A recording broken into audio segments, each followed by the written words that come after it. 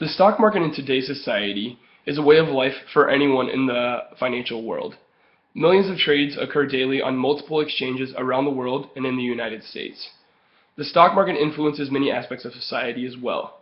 People and firms can oftentimes make millions of dollars even in a day, but at the same time they can also lose those millions of dollars in a day.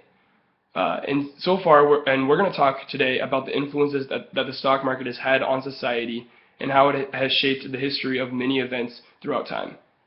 The New York Stock Exchange first began on May 17, 1792, when 24 brokers gathered and signed the Buttonwood Agreement, which was an agreement that set a floor commission rate who charged the clients to sell securities. The early securities sold and traded were mostly government securities, such as war bonds from the Revolutionary War and First Bank of the United States stock. In 1817, the stockbrokers of New York decided to institute new reforms, reorganize, and eventually become the New York Stock and Exchange Board. They eventually began renting out space exclusively for trading and met in several locations between the years of 1817 and 1865 before settling on their present location in New York.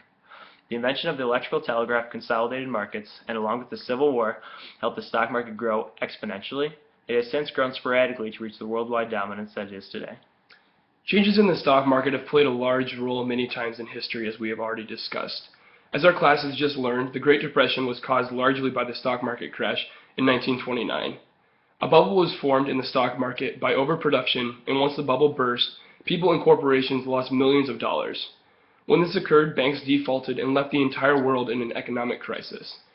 This weakened state paved the way for corrupted leaders such as Adolf Hitler to rise to power by making false promises and gaining supporters. The stock market was also controlled by the government, and especially for the United States government, they used the stock market as a tool to raise capital both during World War I and World War II. Since the stock market was a way for individuals and firms to invest and gain a return on their money, the government was able to shut down that avenue for those people, and they had to find other avenues, and that is when the government issued war bonds. So war bonds were a way for the government to issue debt and to raise capital to support the war fighting efforts. And because the stock market was so popular, the ability to shut down the stock market gave the government the ability to again raise that capital to support the war efforts and ultimately help win the war. Alright, so from what we've already talked about, it's apparent that the stock market can have a huge effect on not only the United States, but also the entire world. The stock market doing well is usually a good indicator that the U.S. economy is also doing well. Having the stock market perform well in the future can lead to people having much more money and also the confidence to spend that money, which in turn leads to them putting money into businesses and boosting the economy even more.